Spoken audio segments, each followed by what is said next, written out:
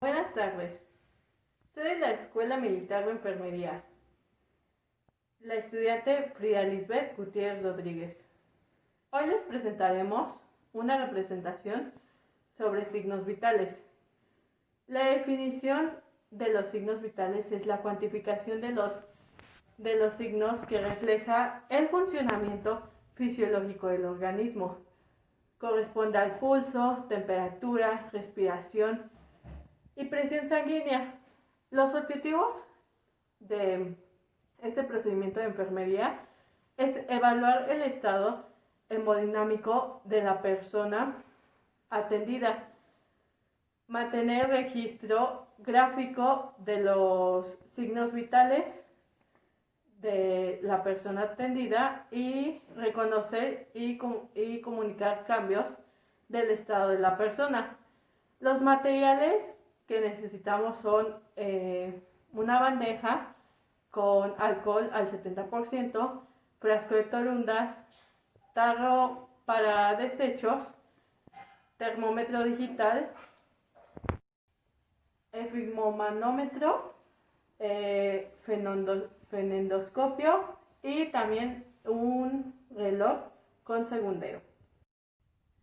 Primero se iniciará con la temperatura auxiliar, donde primero haremos lavado de manos, después le comunicaremos al paciente qué procedimiento se realizará y también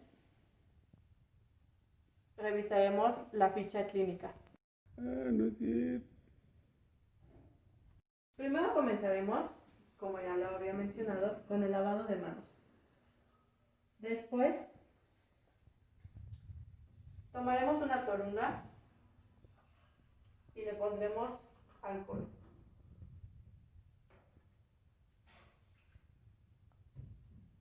Se desinfectará el bulbo del termómetro.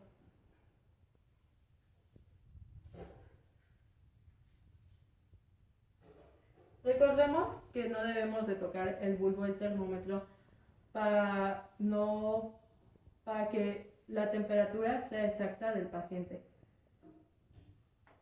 Le pasaremos una toallita al paciente para que pueda secarse la axila. Como les había dicho, vamos a secar la axila del paciente. Esta servilletita la pondremos en el recipiente de residuos y prendemos el termómetro y lo colocamos en la axila.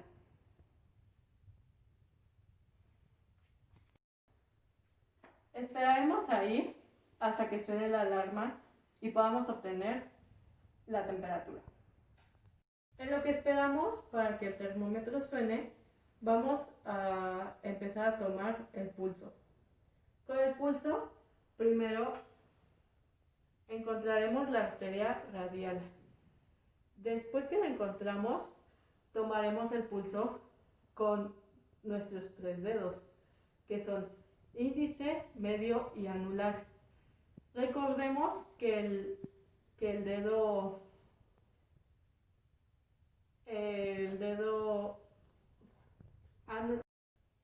pulgar, ese no lo podemos tomar porque el dedo pulgar tiene su propio pulso, porque no se ocupa para esta técnica. Vamos a encontrar la vena radial y pondremos nuestro reloj en segundero y vamos a tomarlo por 60 segundos. Una vez que verificamos que el paciente está entre 60 y 80 pulsaciones por minuto, sabremos que está en un rango normal. En este caso, si está en un rango normal, si se encuentra en el rango normal. Es decir, si el paciente hubiera presentado más de 80, es propenso a una taquicardia, pero si el paciente hubiera presentado menos de 60 pulsaciones por minuto, es propenso a una bradicardia. También valoraremos el ritmo de la amplitud del corazón. Esto también se toma un tiempo de 60 segundos y también podemos tomarlo así. Para cuando es normal, se dice que tiene un ritmo regular, porque las expansiones del corazón son regulares. El ritmo se refiere a la regularidad de los latidos. Como decíamos, el latido en estado normal es el ritmo que regula, es decir, el tiempo transcurrido entre cada latido es igual. La otra característica que es la expansión de pared bacterial como consecuencia del volumen de inyección de la sangre del ventrículo izquierdo en condiciones normales. El pulso es amplio o magnos. En condiciones anormales, con el volumen sanguíneo, es decir, el pulso es débil o pardo, se le puede decir. También la siguiente característica a evaluar es la tensión de la resistencia que ofrece la arteria a la captación de la normalidad en curso que se considera una arteria, es decir, que se deprime o se libera fácilmente. En condiciones de anormalidad, el pulso es duro, y es decir, la arteria se deprime con dificultad. El termómetro suene, se lo retiramos al paciente, a la persona. Es importante la lectura de la temperatura. Por este lado, no debemos de recordar que no debemos de tocar el pulvo.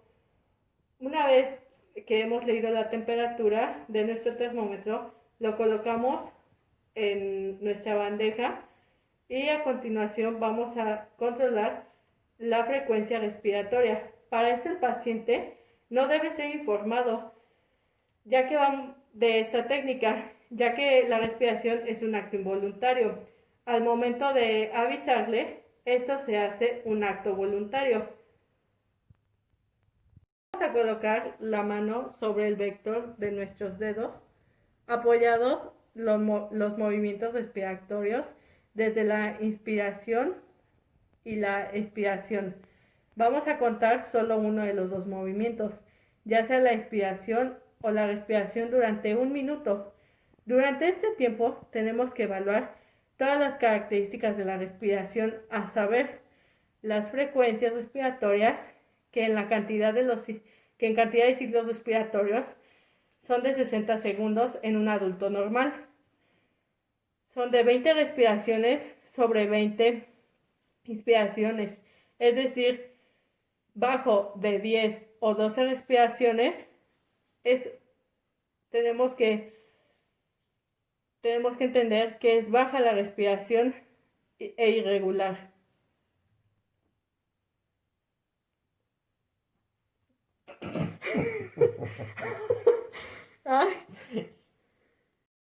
También evaluaremos la profundidad o amplitud del aire inhalado o expirado en el ciclo respiratorio.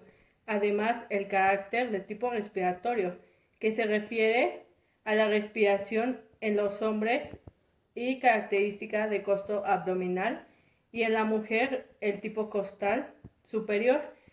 La última característica a evaluar entre la inspiración y la expiración es que la inspiración es un fenómeno activo que dura por lo menos y la inspiración es un fenómeno pasivo.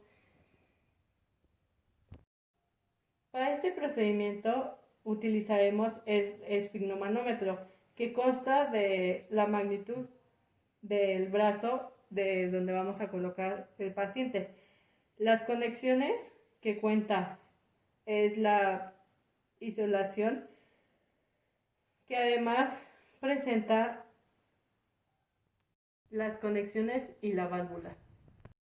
Además del manómetro, finalmente también vamos a leer valores de presión sistólica y distólica. También necesitamos un fonema para escuchar los sonidos de la presión arterial. Lo primero que debemos hacer es limpiar nuestro fondo de toalla con alcohol e informar a nuestro paciente de la técnica que vamos a realizar. Y vamos a verificar en la cita química los males de la presión arterial que ha tenido previamente nuestro paciente. Vamos a ubicar también del manguito 2,5 centímetros sobre el pliegue del codo para ubicarnos y ponerlo. Es importante las conexiones porque no debe de producir ningún ruido ni anexos de oscilación. Entonces vamos a colocar las conexiones sobre la arteria humeral. Lo vamos a acomodar y vamos a determinar el nivel de inflamación, que para eso pues vamos a ubicar la presión arterial y buscamos el pulso radial. La pera de insuflación y cerramos la válvula. Dejamos de percibir la arteria radial. Una vez que dejamos de percibir el pulso, nos fijamos en el valor. Abrimos la vulva para desinflar el esfínter, y en este caso la presión que se debe de dar es de 30 milímetros de mercurio, y a eso le vamos a agregar 30 milímetros de mercurio, que va a ser nuestro límite de insuflación entre la presión palmatoria, y nuevamente tomamos el manguito para la presión arterial, que no debe pasar de 30.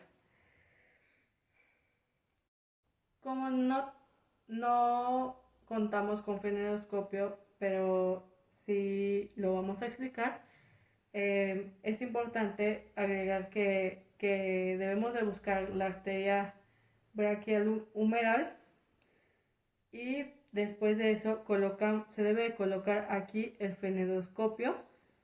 Es importante que el fenedoscopio quede fuera del manguito para mejorar la presión y el valor de la tensión arterial.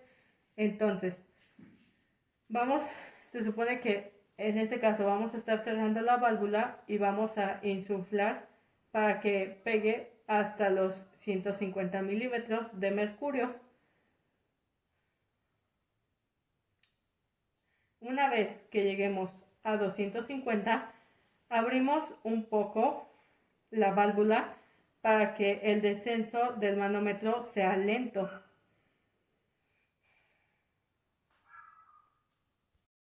Se va a escuchar un ruido en el cual tenemos que tener, debemos ver según el rasgo, se debe de variar lentamente. El último ruido que se escuche es el resultado de la presión diastólica. Una vez que escuchemos el último ruidito, pues abrimos la válvula y dejamos que nuestro paciente. Terminado el procedimiento de signos vitales, es importante la higiene de manos. También no olvidar registrar en la ficha clínica del paciente el control de signos vitales, tanto las curvas de enfermería y también en la hoja.